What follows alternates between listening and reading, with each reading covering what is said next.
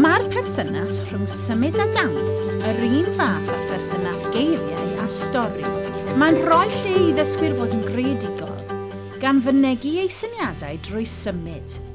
Fe all unrhyw beth ysbrydoli dawns. So, let's have a look. What's inside? Gofynnwch i'r dysgwyr ddewis o focs trysor o wahanol eitemau fel sbardun, i ddechrau chwilio syniadau byrfyfyr ac yn y pen draw creu cyfres o symudiadau wedi cyfuno i greu ddawns. Can you do a rustly movement? What would it look like? Have a play. What does a pot look like? Show me a pot. Neu fe allech ddefnyddio dawns i archwilio llyfr. Gofynnwch y plant i gyfleu'r camau allweddol yn y stori, a mwynhewch y syniadau creadigol fydd yn taro i pennau.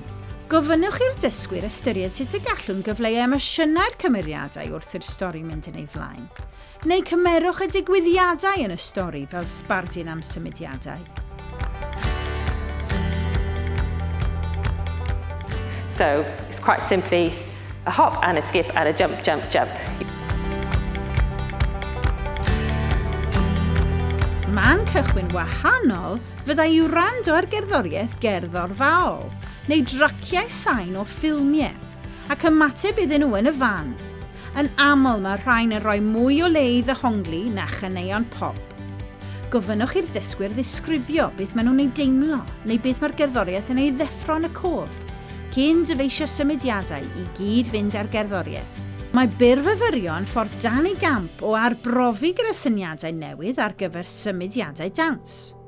Gofynnwch iddyn nhw fyrfyfyrio drwy drafeilio ar draws y stafell mewn gwahanol ffyrdd wrth i chi chwarae'r gerddoriaeth.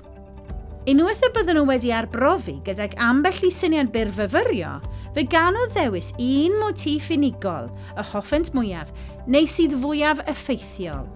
Fe allech ail gyflwyno'r cardiau fflach i'w a hatgoffa nhw o'r mathau o symudiadau corff a ddefnyddir mewn dawns, neu brocio'r cof wrth iddyn nhw ddatblygu eu symudiadau.